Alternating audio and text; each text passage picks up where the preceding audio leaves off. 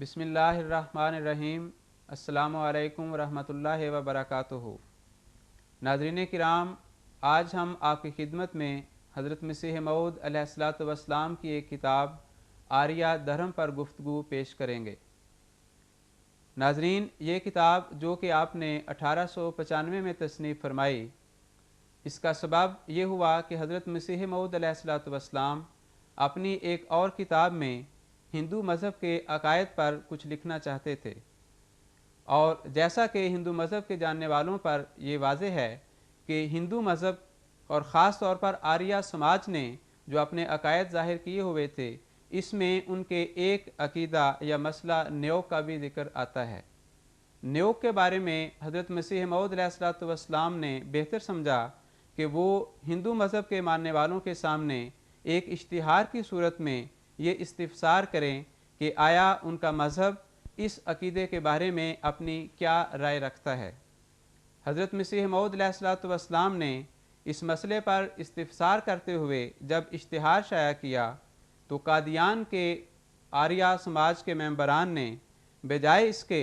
کہ وہ اس اشتہار کے بابت معقول جواب دیتے، انہوں نے حضرت مسیح موعود علیہ الصلوۃ والسلام کے خلاف بدزبانی کا مظاہرہ کیا، اور نہ صرف یہ بلکہ حضرت صلی اللہ علیہ وسلم پر بدزبانی کرتے ہوئے نہایت گندے الزام لگائے اور اپنے وید میں موجود اس مسئلہ کے مسلمہ اصولوں کو بھی چھپایا۔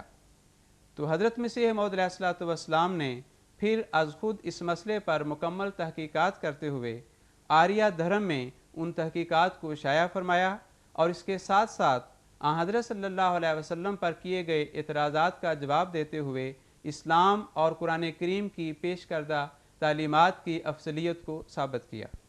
تو ناظرین، آریہ دھرم پر گفتگو کرنے کے لیے آج ہمارے ساتھ تشریف فرما ہیں محترم نصیر احمد صاحب انجم اور محترم مولانا مبشر احمد صاحب کالوں۔ تو سب سے پہلے ہم کالوں صاحب سے یہ درخواست کریں گے کہ آپ سب سے پہلے ہمیں یہ بتائیں کہ یہ نیوگ کا مسئلہ کیا ہے اور کیا اس کا ویدوں میں ذکر ملتا ہے؟ حضور نے یہ جو کتاب آریہ دھرم تصنیف فرمائی، اس میں بیان یہ کرنا مقصود تھا کہ کسی بھی مذہب کی حقانیت کو پرکھنے کے لیے سب سے آسان راہ یہ ہے کہ خدا کے بارے میں اور خدا کے بندوں کے بارے میں وہ کیسی تعلیمات پیش کرتا ہے۔ وید ابتدا میں خدا کا کلام تھا، خدا کی طرف سے ہندوستان کے باشندوں کی ہدایت کے لیے نازل ہوا، لیکن بعد میں آنے والے پنڈتوں نے اپنی نافہمی کی بنا پر، بعض نے بدنیتی کی بنا پر، اپنے ناجائز شہوانی جذبات کو پورا کرنے کے لیے، جواز مہیا کرنے کی خاطر ویدوں میں تحریف کی اور نہایت نامناسب تعلیمات وید میں داخل کر دی۔ ان میں سے بندوں کے بارے میں ایک نیوگ کا مسئلہ اس میں شامل کیا جو انسانی معاشرے کی پاکیزگی کے خلاف بات تھی۔ حضور فرماتے ہیں کہ یہ جو میں نے آریہ دھرم تصنیف کی ہے، اس کا مقصود یہ ہے کہ آریہ سماج اور دیگر ہندو افراد کو یہ دکھایا جائے کہ ایسا وید جس میں اب نیوگ جیسی گندی اور ناپاک تعلیم پائی جاتی ہے، اس کتاب میں آج کل اس ناپاک تعلیم کا موجود ہونا اس بات کی دلیل ہے کہ یہ خدا کا کلام نہیں، اب یہ محفوظ نہیں، اب یہ ہدایت دینے والی اور پاکیزگی پیدا کرنے والی کتاب نہیں رہی، اب تو یہ سراسر ناپاکی پھیلانے والی ہے۔ اور دوسرا، حضور نے فرمایا کہ میرے دل میں ارادہ یہ ہے کہ جیسے حکومت برطانیہ نے از خود قوانین وضع کر کے مثلاً ہندوستان میں ستی کی رسم کو موقوف کر دیا، حضور نے فرمایا کہ میں یہ چاہتا ہوں کہ حکومت برطانیہ ویدوں کی اس ناپاک تعلیم پہ اطلاع پا کر، اس کی تفصیل سے آگاہ ہو کر بذریعہ قانون اس ناپاک رسم کو موقوف کر دے، تاکہ ہندو معاشرے میں اور ہمارے اس ملک کی رعایا میں ایسی ناپاکی نہ پھیلے۔ چونکہ آریہ سماج کے افراد نے جو قادیان کی تنظیم کے ممبر تھے، انہوں نے اپنے اشتہار میں اس نیوگ کی بابت اپنے عقیدے کو چھپایا تھا، بلکہ ایک طرح سے اس کا انکار کیا تھا۔ تو حضور نے پھر اس سلسلے میں پنڈت دیانند کی کتاب ستیارتھ پرکاش کے دوسرے ایڈیشن سے، منو جی کے شاستروں کے حوالے سے، اور وید کی شرطیاں جو پنڈت دیانند نے اور منو جی نے پیش کیں، اور دیگر انگریز یورپین محققین مصنفین کی کتابوں سے اس امر کو بیان کیا ہے کہ ویدوں کی نگاہ میں اور ویدوں کے شارحین کی نگاہ میں نیوگ کے مسئلے کی حقیقت کیا ہے۔ پنڈت دیانند نے اپنی کتاب میں ایک سوال پیدا کیا ہے کہ اگر کسی مرد کی بیوی فوت ہو جائے اور وہ رنڈوا رہ جائے، یا کسی عورت کا خاوند فوت ہو جائے اور وہ بیوہ رہ جائے، اور ان کے جنسی جذبات کی تسکین نہ ہو تو وہ کیا کریں؟ تو پنڈت دیانند اس کا جواب یہ دیتے ہیں کہ سب سے بہتر تو یہ ہے کہ رنڈوا مرد یا بیوہ عورت اگر ان کے ہاں اولاد نہیں تو کسی کا بیٹا لے کر اسے متبنہ بنا لیں، اور دوسرا نکاح کرنے سے اپنے آپ کو روکیں، رہبانیت اختیار کریں، اور ہرگز کسی زنا کا ارتکاب نہ کریں۔ کہتے ہیں اگر ان سے یہ برداشت نہ ہو تو پھر اپنی جنسی خواہشات کی تسکین کے لیے مرد یا عورت وہ نیوگ کے ذریعے اپنی خواہشات کی تکمیل کریں۔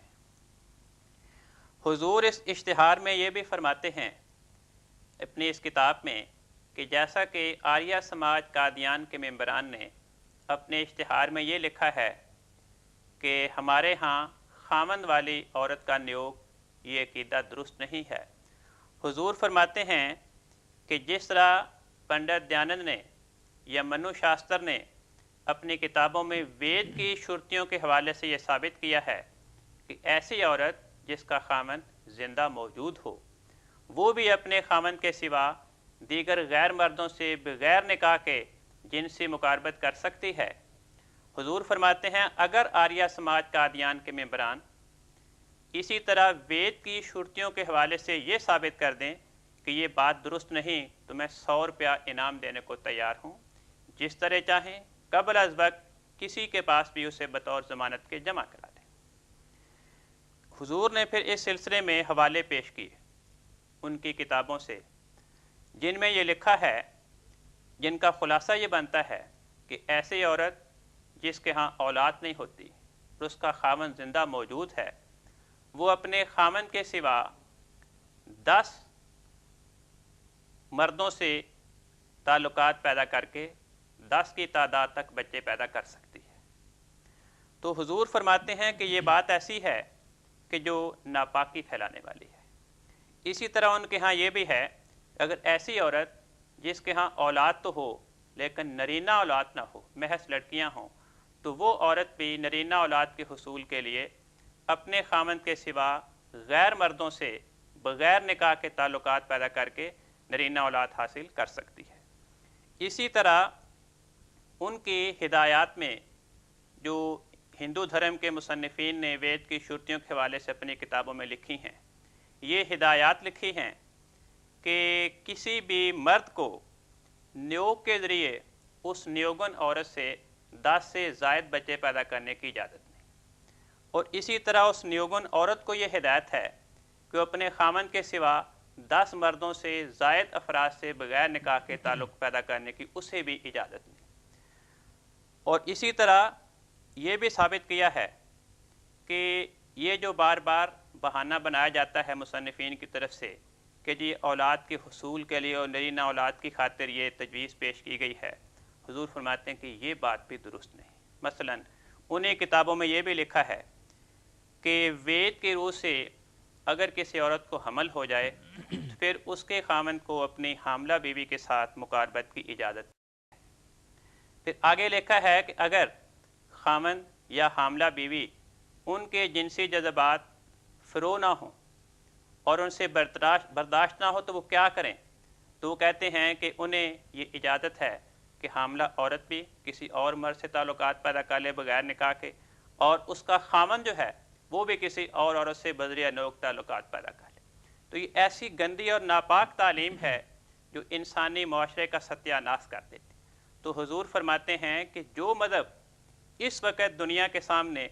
اپنے پیروکاروں کو ایسی ناپاکی کی تعلیم سکھا رہا ہے وہ خدا کی طرف سے نہیں ہو سکتا، ان تعلیمات کو خدائی تعلیمات کے طور پہ تسلیم نہیں کیا جا سکتا۔ تو یہ مختصر سا خلاصہ ہے اس مسئلے کا۔ جزاکم اللہ حسن الجزا۔ نصیر صاحب، جیسا کہ ابھی یہ نیوک کے بارے میں آپ نے بھی سنا ہے، حضور نے اپنی اس کتاب میں ذکر کیا ہے، تو آریہ سماج کے جو ممبر ہیں بجائے اس کے کہ اس گندے مسئلے کے بارے میں کوئی اور دفاع کرتے یا ثابت کرتے کہ نہیں اتنی بری رسم نہیں ہے، انہوں نے اپنی طرف سے شرمندگی کو چھپاتے ہوئے الٹا یہ اعتراض کر دیا، کئی اعتراض کیے۔ مثلا ایک انہوں نے یہ کیا کہ اسلام میں متع بھی تو ہے جو کہ نیوک کی طرح ہے، تو اس اعتراض کا حضور نے کس طرح جواب دیا ہے؟ حضور نے فرمایا ہے کہ متع اور نیوک کی آپس میں کوئی مناسبت اور مطابقت ہی نہیں ہے۔ اول تو یہ کہ متع ایک نکاح ہے جو محدود مدت کے لیے کیا جاتا ہے، اور جس کے ساتھ متع ہوتا ہے وہ پہلے کسی دوسرے کے نکاح میں نہیں ہوتی، جبکہ نیوگ ایسا مسئلہ ہے کہ جو خامند ہوتے ہوئے ایک عورت دوسرے مرد کے ساتھ تعلق پیدا کرتی ہے۔ دوسری بات یہ حضور نے بیان فرمائی ہے کہ متع کا جو مسئلہ ہے یہ اسلام میں موجود نہیں ہے۔ حدیثوں سے یہ پتہ چلتا ہے کہ صرف 3 دن کے لیے اوائل اسلام میں یہ جائز رکھا گیا تھا، اور اس کا موقع بھی یہ پیش آیا کہ ایک جنگ میں دور دراز سفروں پر جب صحابہ گئے ہوئے تھے تو اس موقع پر بعض صحابہ کو یہ مشکلات پیش آئیں کہ ان کو ضرورت پڑی، تو اس موقع پر نبی کریم صلی اللہ علیہ وسلم نے اجتہاداً اور انتظامی طور پر اس کی اجازت عنایت فرمائی، اور اس کے بھی 2 سبب تھے۔ پہلی بات تو یہ کہ عربوں میں یہ رسم رائج تھی بڑی کثرت کے ساتھ، اور اسلام کا یہی طریق نظر آتا ہے کہ ایسی بیہودہ رسموں کو آہستہ آہستہ اس نے ختم کیا۔ اور دوسری وجہ یہ ہے کہ قرآن مجید میں اس وقت تک اس کی ممانعت نہیں آئی تھی، تو اس بنا پر حضور نے اجازت دی، لیکن اس کے بعد تھوڑا ہی عرصہ کے بعد نکاح کی آیات اتر آئیں جن میں اس کی حرمت ثابت ہوتی تھی، اس کے مخالف احکامات ہیں، تو لہٰذا اس کے بعد سے اسلام میں متع قطعی طور پر حرام ہو گیا اور کبھی جائز نہیں ہوا۔ اس کی اجازت دینے کی مثال یوں دی جا سکتی ہے کہ جس طرح بھوکے آدمی کو مردار کھانا زندگی بچانے کے لیے جائز ہے، تو اس طور پر یہ صرف مجبوری کی حالت میں اجازت تھی۔ اسلام میں یہ کوئی مسئلہ نہیں ہے، اور بڑی بھاری دلیل حضور نے یہ بھی بیان فرمائی کہ دیکھیں قرآن مجید میں متع کے کوئی احکامات بیان نہیں ہیں، کوئی مسائل بیان نہیں ہیں جس طرح نکاح کے مسائل بیان ہیں، اور اس کے بالمقابل دیکھیں نیوگ کی تعلیمات، اس کے مسائل جیسا کہ ابھی بتا رہے تھے محترم کالو صاحب، یہ وید میں موجود ہیں، تو وید کا یہ مسئلہ ہے، اس میں یہ مسائل بھی ہیں، لیکن قرآن مجید کا یہ مسئلہ نہیں ہے، اسی وجہ سے قرآن مجید میں اس کا کوئی ذکر نہیں۔ بلکہ مردار کی تو خیر اجازت ہے اب بھی کہ اگر اتنی مجبوری ہو اس کی تو پھر بھی جواز اس کا ہے، لیکن متع کے لیے تو کسی نے جواز رکھا ہی نہیں اسلام نے۔ جی بالکل، یہ کہنے ہی زیادتی ہے کہ اسلام میں اس کا یہ جواز ہے، کیونکہ بنیادی فرق یہ ٹھہرا نا کہ نیوگ میں تو بغیر نکاح کے ہے، جی، اور متع میں نکاح ہے۔ نکاح ہے، فرق صرف یہ ہے کہ وہ دائمی نہیں بلکہ محدود وقت کے لیے عارضی مدت تک ہے، تو ہے نکاح، بغیر نکاح کے نہیں ہے، پھر بھی نہیں، اس لیے متع کو نیوگ کے ساتھ کسی قسم کی کوئی بھی مشابہت نہیں دی جا سکتی۔ جزاکم اللہ۔ نصیر صاحب، آپ سے ایک دوسری بات یہ ہے اسی تسلسل میں ہی کہ وہ ایک اور اسلامی مسئلے کو بنا سنوار کے پیش کرتے ہیں کہ مثلاً یہ ایک مسئلہ ہے کہ انسان غصے میں اپنی بیوی کو ماں یا اس طرح کے الفاظ کہہ دیتا ہے تو اس سے وہ کہتے ہیں کہ طلاق ہو جاتی ہے، اور پھر حلالے کا، جیسا کہ بعض جاہل مولویوں کے نزدیک بھی ہے یہ مسئلہ، حلالے کے بغیر اس بیوی سے وہ تعلقات قائم نہیں کر سکتے، تو کہتے ہیں یہ بھی دیکھیں وہی نیوگ والا ہی حصہ ہے اس میں، تو آپ ہمارے نیوگ کے اوپر کیوں اعتراض کرتے ہیں؟ حضور نے اس کا بھی جواب دیا ہے اور فرمایا ہے کہ یہ سراسر اسلام پر اتہام ہے اور تہمت ہے۔ اسلام میں ایسا مسئلہ ہرگز نہیں ہے، قرآن مجید میں یہ قطعاً بیان نہیں ہے کہ طلاق کے موجبات میں یہ بھی بات شامل ہے کہ اگر کوئی غصے میں اپنی عورت کو ماں کہہ دے تو اس سے طلاق ہو جاتی ہے، بلکہ قرآن مجید میں تو واضح بیان ہوا ہے سورہ مجادلہ میں کہ اگر کوئی غصے میں آ کر اپنی بیوی کو ماں کہہ دے اور اس کے بعد وہ رجوع کرے تو اس کے لیے یہ اسلام نے سزائیں رکھی ہیں کہ نمبر 1 وہ گردن آزاد کروا دے، کوئی غلام آزاد کروائے، نمبر 2 یہ ہے کہ وہ 2 ماہ کے مسلسل روزے رکھے، اور اگر یہ نہ کر سکتا ہو تو تیسرا یہ ہے کہ پھر 60 مسکینوں کو کھانا کھلا دے۔ تو فرمایا کہ دیکھیں کہیں پہ یہ ذکر نہیں کہ وہ طلاق دے دے، تو یہ الزام ہے جو بے حقیقت ہے، اسلام میں ایسا مسئلہ موجود نہیں ہے۔ اگلی بات یہ رہی کہ حلالہ کی، تو فرمایا کہ جس رنگ میں حلالے کو یہ پیش کیا جاتا ہے کہ نیت یہ ہو کہ چند محدود مدت کے لیے کسی کے ساتھ شادی کی جائے اور واپس طلاق لے کر پہلے خاوند سے کی جائے، تو اسلام میں اس کا کوئی ثبوت نہیں ہے، اسلام میں یہ کوئی مسئلہ نہیں ہے، بلکہ حضرت ابن عمر سے روایت ہے، نبی کریم صلی اللہ علیہ وسلم نے فرمایا کہ اس طرح کا جو حلالہ ہے یہ زنا میں داخل ہے، اور اسی طرح حضرت عمر نے فرمایا کہ ایسے لوگوں کو سنسار کرنا چاہیے جو ایسا فعل کرتے ہیں۔ قرآن مجید میں جو یہ آتا ہے کہ حتیٰ تنکحا زوجن غیرہ، اس کے یہ معنی ہیں کہ اتفاقاً جس طرح عام نکاح ہوتے ہیں اسی طرح نکاح ہو طلاق کے بعد کسی دوسرے آدمی سے، اور اتفاقاً وہاں سے دوبارہ طلاق ہو جائے تو پھر پہلے خاوند کے ساتھ شادی ہو سکتی ہے۔ تو مرضی کے ساتھ، نیت کے ساتھ اگر حلالہ کیا جائے تو اسلام میں اس کا کوئی ثبوت نہیں ملتا، اور نہ ہم اس کو جائز سمجھتے ہیں۔ جزاکم اللہ حسن الجزا۔ ابھی کچھ اور گفتگو انشاءاللہ تعالیٰ ہم تھوڑی دیر ٹھہر کے کریں گے، اس دوران ہم حضرت مسیح علیہ السلام کی ایک نظم سماعت فرما لیتے ہیں۔ ناظرین کرام، حضرت مسیح موعود علیہ السلام کا منظوم کلام فرحت علی صاحب سے سماعت فرمائیں۔ اس نظم کے بعد انشاءاللہ تعالیٰ کچھ گفتگو پھر ہم آپ کی خدمت میں پیش کریں گے۔ دنیا کی حرص و آز میں کیا کچھ نہ کرتے ہیں، دنیا کی حرص و آز میں کیا کچھ نہ کرتے ہیں، نقصان جو ایک پیسے کا دیکھیں تو مرتے ہیں، زر سے پیار کرتے ہیں اور دل لگاتے ہیں، زر سے پیار کرتے ہیں اور دل لگاتے ہیں، ہوتے ہیں زر کے ایسے کہ بس مر ہی جاتے ہیں، جب اپنے دلبروں کو نہ جلدی سے پاتے ہیں، جب اپنے دلبروں کو جلدی سے پاتے ہیں، کیا کیا نہ ان کے ہجر میں آنسو بہاتے ہیں، پر ان کو اس سجن کی طرف کچھ نظر نہیں،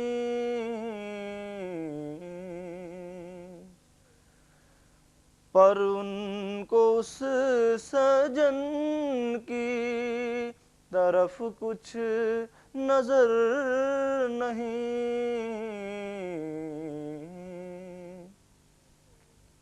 آنکھیں نہیں ہیں، کان نہیں، دل میں ڈر نہیں، ان کے طریق و دھرم میں گو لاکھ ہو فساد،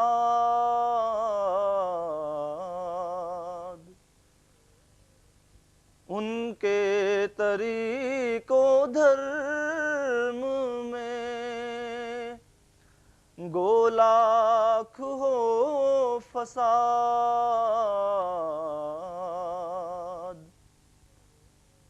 ایسا ہی ہو عیاں کہ وہ ہے جھوٹ اعتقاد، پر تب بھی مانتے ہیں اسی کو بہر سبب،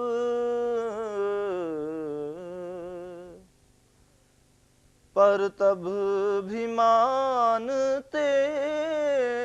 ہیں اسی کو بہر سبب، کیا حال کر دیا ہے تعصب نے ہے غضب، دل میں مگر یہی ہے کہ مرنا نہیں کبھی، دل میں مگر یہی ہے کہ مرنا نہیں کبھی، ترک اس عیال و قوم کو کرنا نہیں کبھی، دنیا کی حرص و آز میں کیا کچھ نہ کرتے ہیں، نقصان جو ایک پیسے کا دیکھیں تو مرتے ہیں۔ جزاکم اللہ احسن الجزا۔ ناظرین، حضرت مسیح موعود علیہ السلام کا پاکیزہ منظوم کلام آپ سماعت فرما رہے تھے۔ آریہ دھرم پر بقیہ گفتگو ہم آپ کی خدمت میں اب پیش کرتے ہیں۔ کالم صاحب، جیسا کہ یہ نیوگ کا ذکر ہو رہا ہے تو آریہ سماج والوں نے اس ضمن میں بجائے اس کے کہ اپنے اس مسئلے کا دفاع کرتے، انہوں نے اسلام کے بارے میں یہ اعتراض کیا ہے کہ اسلام بھلا عورت کو کیا حیثیت دیتا ہے۔ تو اس ضمن میں پھر اسلام میں جو شادی بیاہ کی رسومات ہیں، نکاح وغیرہ ہے، اس کی حضرت مسیح موعود علیہ السلام نے بڑی خوبصورت فلسفی جو ہے اس میں بیان فرمائی ہے۔ سب سے پہلے درخواست ہے کہ نکاح کی کیا حقیقت آپ نے بیان فرمائی؟ اس کتاب میں حضور فرماتے ہیں کہ قرآن کریم سے پتہ چلتا ہے کہ شادی اور نکاح کی غرض محض شہوت رانی نہیں، بلکہ اس سے مقصود حفظ صحت ہے، عفت و پرہیزگاری کا حصول ہے اور نیک صالح اولاد کا حصول۔ چنانچہ قرآن کریم نے ایک ہی فقرے میں اس مضمون کو بڑی خوبصورتی سے سمویا ہے۔ قرآن کریم فرماتا ہے تم نکاح کرو اس طرح کہ محسنینہ غیر مصافحین، کہ یہ جو لفظ محسنین ہے یہ حسن سے نکلا ہے، ہے سواد نون، اور احسان اس کا مصدر ہے جس کے معنی ہے قلعے میں داخل کرنا۔ تو قرآن کریم نے نکاح کرنے کا نام احسان رکھا ہے کہ اپنے آپ کو قلعے میں داخل کرنا، جس سے یہ بتانا مقصود ہے کہ نکاح ایک ایسا قلعہ ہے جس کے ذریعے انسان عفت و پرہیزگاری حاصل کرتا ہے اور اپنے آپ کو بدکاری سے، بد نظری سے، اس قسم کی باتوں سے بچا لیتا ہے۔ اور دوسرے یہ بتانا مقصود ہے کہ نکاح کے ذریعے انسان اولاد حاصل کر کے اپنے خاندان کو ضائع ہونے سے بچا لیتا ہے اور اپنے خاندان کو اس قلعے میں محفوظ کر دیتا ہے۔ اور تیسرے یہ بتانا مقصود ہے اس لفظ کے انتخاب سے کہ نکاح کے ذریعے انسان بد اعتدالی سے اپنے آپ کو بچا لیتا ہے۔ تو یہ تین مقاصد اور اغراض نکاح کی اس آیت میں قرآن کریم نے بیان فرما دی۔ اور قرآن کریم فرماتا ہے کہ ایسے لوگ جو نکاح کرنے کی توفیق نہیں پا رہے، نکاح کے سامان میسر نہیں ہوئے، انہیں قرآن کریم عفت کے حصول کے لیے نصیحت کرتا ہے. فرمایا وَلْيَسْتَعْفِفِ الَّذِينَ لَا يَجِدُونَ نِکاحًا، کہ جو لوگ نکاح کی توفیق نہیں پا رہے وہ عفت حاصل کرنے کے لیے بعض طریق اختیار کریں. وہ کیا طریق اختیار کریں؟ احادیث میں لکھا ہے صحیح بخاری اور صحیح مسلم میں کہ حضرت رسول پاک صلی اللہ علیہ وسلم نے فرمایا اے نوجوانوں، تم میں سے جو لوگ بلوغت کی عمر کو پہنچ جائیں انہیں چاہیے کہ وہ شادی کریں. فرمایا شادی ایک ایسی چیز ہے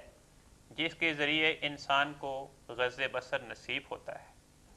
وہ بد نظری سے اپنے آپ کو بچا لیتا ہے اور شرمگاہ بدکاری کے امور سے محفوظ ہو جاتی ہے. فرمایا جنہیں بلوغت کے ایام میں، بلوغت کے بعد شادی کی توفیق کبھی نہ نصیب ہوئی ہو، انہیں فرمایا کہ وہ روزے رکھیں. روزے کے نتیجے میں جب اپنے آپ کو وہ ذکر و اذکار اور عبادات میں مصروف کریں گے تو ان کی توجہ خدا کی جانب ہوگی اور اس طرح وہ اپنے آپ کو عفت اور پرہیزگاری کے قلعے میں داخل کرنے والے بنیں گے. تو یہ خلاصہ ہے اسلام کی تعلیمات کا جو نکاح کے بارے میں اسلام بیان کرتا ہے، اور حضرت مسیح پاک علیہ السلام نے اسے اپنی اس کتاب آریہ دھرم میں دنیا کے سامنے پیش فرمایا. جزاکم اللہ حسن الجزا. کون صاحب اسی ضمن میں وہ یہ بھی کہتے ہیں کہ آپ نیوگ پر تو بہت اعتراض کرتے ہیں، طلاق بھی کوئی اس سے کم نہیں ہے، تو اس ضمن میں پھر حضور نے اس اعتراض کا جواب دیتے ہوئے طلاق کی جو فلسفی بیان فرمائی ہے اس کو خلاصتاً آپ بیان فرما دیں. وہ جو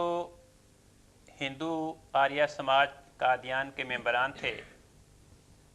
وہ اپنے عقیدہ نیوگ کا دفاع کرتے ہیں. اس طرح وہ کہتے ہیں کہ جی آپ اعتراض کرتے ہیں کہ عورت اپنے خامند کے سوا دوسرے مرد کے پاس کیوں جاتی ہے.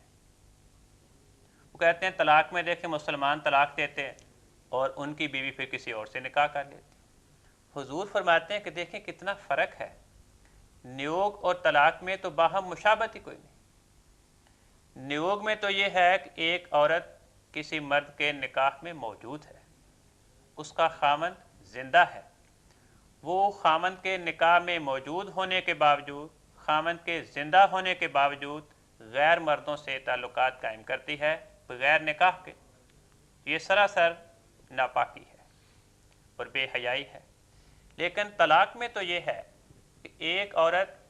ایک خامند کے نکاح سے آزاد ہو گئی، اب وہ اس مرد کے وجود کا حصہ نہیں رہی، تو اگر وہ اس کے نکاح سے آزاد ہو کر کسی اور جگہ نکاح کرتی ہے تو اس پہ تو اس خامند کو بھی کوئی اعتراض نہیں اور اس میں کوئی ناپاکی اور بے حیائی کی بات بھی نہیں. حضور فرماتے ہیں کہ دیکھیں طلاق کے مسئلے پہ غور کریں.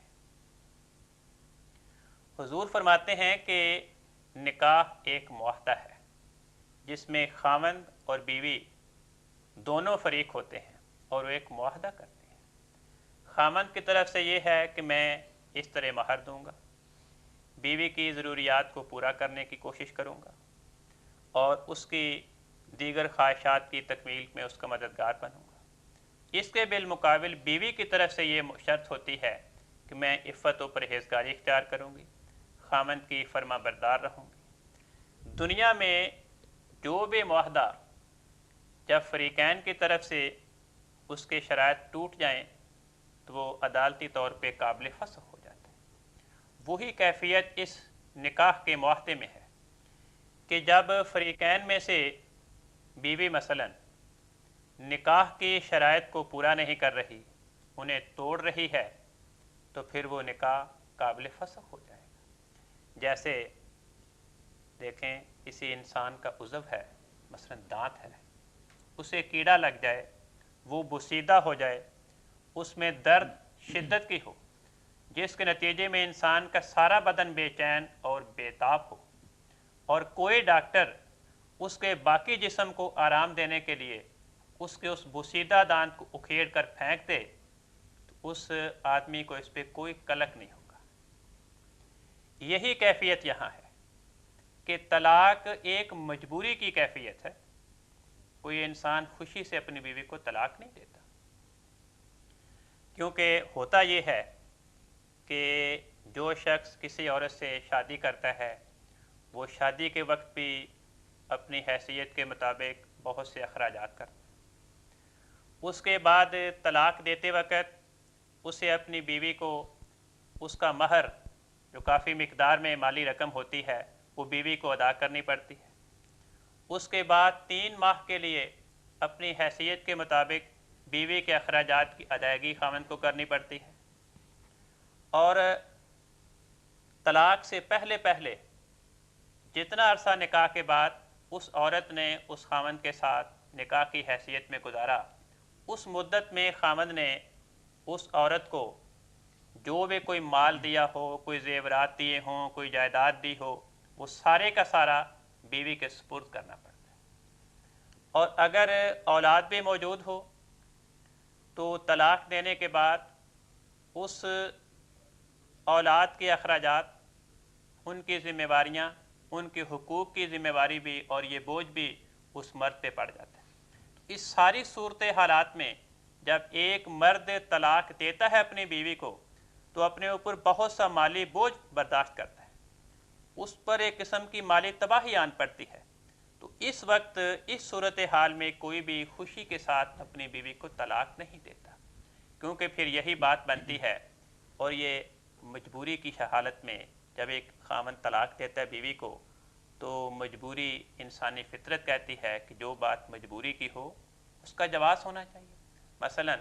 اگر ہندو دھرم والے یہ کہتے ہیں کہ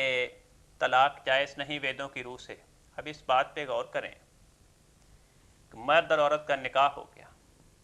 نکاح کے بعد مثلا وہ بیوی بدکار ہو گئی، یا اس نے زناکاری تو نہیں کی، بے حیائی کے دیگر امور اس سے صادر ہوتے ہیں، یا وہ اپنے خاوند کی دشمن بن گئی، اپنے خاوند کے قتل کے منصوبے بنا رہی ہے، اب ایسی صورت حالات میں اگر ہندو دھرم اور وید اس خاوند کو اس عورت کو طلاق دینے کی اجازت نہ دے تو یہ تو بہت بڑی دیوسی اور بے غیرتی ہوگی کہ وہ عورت اسے قتل کرانا چاہتی ہے اور وہ اسے چھٹکارا نہیں پا سکتا، وہ عورت بدکار ہے، بے حیا ہے، اور وہ اس کی بدکاری، اس کی بے حیائی کو دیکھنے کے باوجود بے غیرت بن کر اسے اپنے گھر میں رکھ رہا ہے، تو اگر یہ کہا جائے کہ ویدوں نے طلاق کی اجازت نہیں دی تو یہ بات کوئی قابل فخر نہیں، ایک چھپانے کی بات ہے، یہ تو بڑی بدنامی کی بات ہے کہ مجبوری کے حالات میں ویدوں نے کوئی معقول تعلیم پیش نہیں کی، تو اسلام نے یہ تعلیم پیش کی کہ جب اس قسم کی مجبوری پیدا ہو جائے، بیوی کی طرف سے معاہدہ نکاح کی شرائط کی خلاف ورزی ہو، پھر اس معاہدے کو توڑا جا سکتا ہے۔ جزاکم اللہ۔ ڈاکٹر صاحب اس موضوع پر تو جو خلاصتاً ہم یہاں گفتگو کر سکتے تھے وہ موضوع تو تقریباً ختم ہوتا ہے۔ اس میں عجیب بات ہے کہ اپنے نیوک کے دفاع میں جتنے بھی انہوں نے اعتراض کیے ہیں اسلام پر، وہ اول تو ویسے جیسا کہ آپ دونوں بزرگوں نے گفتگو کی ہے کہ وہ اسلام میں ایسی چیزیں ہیں ہی نہیں اس طرح جس طرح انہوں نے اعتراض کیا، لیکن جس طرح آپ نے پہلے بھی پوائنٹ اٹھایا تھا وہ بہت خوبصورت تھا کہ ہر جگہ نکاح پھر بھی موجود ہے، اور جہاں طلاق کو پیش کیا وہاں نکاح خود بخود ختم ہو گیا، تو نکاح تو کسی صورت میں رہتا ہی نہیں اس طرح طلاق کی صورت میں، اگر دوسری چیزیں ہیں تو نکاح بہرحال ہے، لیکن نیوگ میں تو جیسا کہ آپ نے فرمایا ہے کہ اس طرح تفصیل اتنے وہ اس کے وہ اخلاق باختہ اس کے ہیں اصول ہیں کہ اب تفصیل میں ہم جا ہی نہیں سکتے کہ بہت ہی زیادہ بے حیائی اور بے غیرتی کا مظاہرہ ہوتا ہے کہ بغیر کسی قسم کے معاہدے کے نکاح کے وہ سارے افعال جو ہیں وہ ہو رہے ہوتے کہتے ہیں نا، چھاج بولے تو بولے، چھلنی کیا بولے جس میں 900 سوراخ، کہ جس دھرم کے ماننے والے اپنے دھرم کی طرف ایسی ناپاک تعلیمات منسوب کر رہے ہیں، وہ ان ناپاک تعلیمات کو تسلیم کرنے کے باوجود اسلام کی پاک تعلیمات پہ اعتراضات کے تیر برسا رہے ہیں۔ بالکل۔ اب اسلام کی کتنی خوبصورت آپ نے نکاح کی تعلیم جو ہے فلسفی وہ بیان فرمائی، اور اس طرح پھر طلاق کی کہ شاید اور کسی مذہب میں اس طرح، شاید کیا یقیناً وہ اس طرح تعلیم اب بہرحال نہیں ہے ان مذاہب میں۔ بہرحال اس کے دوسرے حصے میں ہم آتے ہیں، کتاب کے آخر میں ایک اور بہت ہی مفید حصہ ہے کہ جیسا کہ آپ لوگ جانتے ہیں کہ ہندوستان کی سرزمین اس وقت تقریباً تمام مذہبی نمائندوں کی سرزمین تھی، اور آئے دن یہ بھی ہندوستان کی خوبی ہے کہ مذہبی مباحثے اور مناظرے وغیرہ ہوتے رہتے تھے، لیکن اس میں بہت سی قباحتیں ہوتی تھیں مباحثوں میں.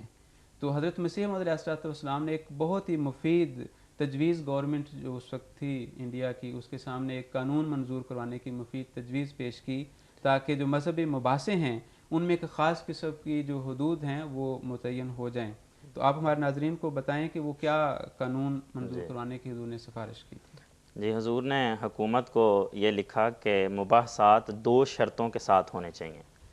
پہلی شرط یہ ہے کہ کوئی بھی فریق اپنے مخالف فریق پر ایسا اعتراض نہ کرے جو واپس پلٹ کر اس کی مذہبی کتابوں پر، اس کے رشیوں پر اور پیشواؤں پر پڑتا ہو. تو پہلی بات تو یہ ہے کہ ایسا اعتراض نہ کیا جائے مباحثات میں. مثلا جنگوں پہ یا تدبیر ازواج پہ کرتے ہیں جی، تو تو وہ واپس ان پہ پڑے گا. نکل آئے. کیونکہ اگر کوئی ایسی روش اختیار کرے تو یہ بتایا گی کہ اسے اعتراض کرنے سے مقصود تحقیق نہیں، جی بلکہ محض ہٹ دھرمی اور تعصب کے نتیجے میں دوسرے پہ کیچڑ اچھالنا. حالانکہ وہی بات جس کو وہ اعتراض کی پٹڑی جما رہا ہے وہی بات اس کے اپنے مذہب میں، اپنی آسمانی کتابوں میں اور اپنے مسلمات میں موجود ہے. دوسری شرط حضور نے یہ بیان فرمائی ہے کہ کوئی بھی فریق ایسا اعتراض نہ کرے جو دوسرے فریق کی مستند کتب میں نہ پایا جائے. اور اس کے لیے آپ نے یہ بھی تجویز کی کہ ہر فریق جو مذہبی ہے، فرقہ ہے، وہ اپنی مستند کتب کی فہرست شائع کروا دے اور پھر فریق مخالف پابند ہو کہ وہ اس مستند کتابوں سے ہی اعتراض کرے. تو فرمایا کہ ایسا قانون بن جائے جو ان شرطوں کی مخالفت کرے اس کو سزا دی جائے برطانوی حکومت کی طرف سے. یہ بہت ضروری تھا. وہ بے سروپا کتاب کرتے چلے جاتے تھے، مستند کتابوں میں موجود نہیں ہیں، تو وہ پھر بجائے اس کے جیسے کہ فرمایا محترم قانون صاحب نے تحقیق کا ہو، وہ تحقیر یا خام خقیچر اچھالنے والی بات ہوتی ہے. کیونکہ اس سے دل بہت دکھتا تھا. عموماً عیسائی پادری اور ہندو پنڈت بے سروپا روایات کی بنیاد پہ حضرت محمد مصطفیٰ صلی اللہ علیہ وسلم پہ نہایت ناپاک اور گندے اعتراضات برساتے تھے.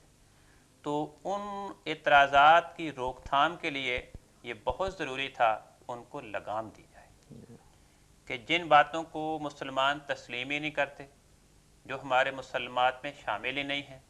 جن اقوال اور روایات کو مسلمان بے بنیاد اور بے سروپا یقین کرتے ہوں، ان کو بنیاد بنا کر اس قسم کی گندی زبان استعمال کی جائے تو وہ بات زیب نہیں دیتی اور معاشرے میں اور ملک میں ویسے بھی اس کے نتیجے میں فساد کی فضا پیدا ہوتی. تو اس لیے بہتر ہے کہ ہر مذہب، ہر فرقہ اپنی اپنی جو مسلمہ مستند کتابیں ہیں وہ اعلان کر دے کہ ہماری یہ کتابیں ہیں، آئندہ جو اعتراض کرنا ہو اس کتاب میں سے حوالہ دیں. تو قانون صاحب اس ضمن میں پھر حضرت مسیح موعود علیہ الصلوۃ والسلام نے اپنی طرف سے جو کتابیں دی ہوں گی، فہرستی ہوگی، ان کتابوں کے نام حضور نے لکھے تھے تو وہ آپ بتا دیں کون کون سی. حضور اس سلسلے میں فرماتے ہیں کہ ہم مسلمان، ہم اپنی کتابوں کے نام دنیا کے سامنے پیش کرتے ہیں، حکومت کے سامنے بھی پیش کرتے ہیں کہ یہ ہماری مسلم کتابیں ہیں، ان کی بنیاد پہ جس نے ہم پہ اعتراض کرنا ہے وہ کرے، بڑے شوق سے کرے. حضور فرماتے ہیں کہ ہماری مسلم کتابوں میں سے سب سے اول بنیادی کتاب وہ قرآن شریف ہے، ہم اسے خدا کا کلام یقین کرتے ہیں. لیکن فرمایا کہ قرآن کریم کی کسی آیت کی وہی تفسیر قابل قبول اور معتبر ہوگی جس تفسیر کی قرآن کریم کی دیگر آیات سے تصدیق اور تائید ہوتی ہو، کیونکہ قرآن کریم اپنی تفسیر خود ہی بیان کرتا ہے. قرآن کریم کی دیگر آیات دوسری آیات کی تشریح کرتی ہیں. فرمایا اگر قرآن کریم کی آیات میں سے ہمیں کسی آیت کے بارے میں تفسیر نہ مل سکے تو دوسرا ذریعہ یہ ہے کہ کسی صحیح مرفوع متصل حدیث سے اس آیت کے بیان کردہ مفہوم کی تائید ہوتی ہو. اس کے بعد فرمایا کہ احادیث کی کتب ہیں. احادیث کی کتب میں سے ہماری کتاب ہمارے مسلمات میں اول نمبر پہ وہ صحیح بخاری ہے، لیکن اس کی حدیثیں اس شرط کے ساتھ کہ صحیح بخاری کی احادیث کا مضمون قرآن کریم کے بیان کردہ مضامین سے ٹکراتا نہ ہو. بخاری کی جو حدیث قرآن کریم کے بیانات سے ٹکرائے گی وہ ہمارے لیے قابل قبول نہیں ہوگی. اس کے بعد صحیح مسلم کی حدیثیں، وہ اس شرط کے ساتھ کہ صحیح مسلم کی کسی حدیث کا مضمون قرآن کریم کے بیانات سے اور صحیح بخاری کی احادیث کے بیانات سے نہ ٹکرائے. اس کے بعد حضور فرماتے ہیں کہ تیسرے نمبر پہ ترمذی، ابو داؤد، ابن ماجہ، मुअत्ता इमाम मालिक, नसई और दारिक़ुतनी की हदीस है। फरमाया इस शर्त के साथ कि इन किताबों की हदीसें नंबर एक ये कि कुरान करीम के मुखालिफ ना हो, और दूसरे नंबर पे सही बुखारी और सही मुस्लिम, जिन्हें इस्लामी इस्लाह में सहीहैन के नाम से मौसूम करते हैं, सहीहैन की मुत्तफ़िका अहादीस के ख़िलाफ़ ना हो। तो इन किताबों की फहरिस्त हुज़ूर ने पेश फरमाई कि जिस इस्लाम के मुखालिफ ने हम पे एतराज़ करना है, ये हमारी मुसल्लमा किताबें हैं, इनको बुनियाद बनाए, इनकी बुनियाद पे हम पे एतराज़ करें। जज़ाकुमुल्लाह। कानून तो बने या ना बने, लेकिन असल बात यही है कि पुरअमन मुबासे के लिए, सही तहकीक के लिए ये एक रहनुमा असूल था कि हर मज़हब को ऐसा ही करना चाहिए। अखलाकियात के लिए ये जी, ज़रूरी है। जज़ाकुमुल्लाह। आप दोनों बुज़ुर्गों का बहुत शुक्रिया कि आपने यहाँ तशरीफ़ लाकर हमारे नाज़रीन को आर्य धर्म के जो मज़मून था उसके बारे में आगाही बख्शी। फ़जज़ाकुमुल्लाह अहसनुल जज़ा। तो नाज़रीन किराम, इसी के साथ आप हमें इजाज़त दें। इंशाअल्लाह ताला अगले प्रोग्राम में हम हज़रत अक़दस मसीह मौऊद अलैहिस्सलाम की एक और किताब पर गुफ्तगू पेश करेंगे। अल्लाह हाफ़िज़।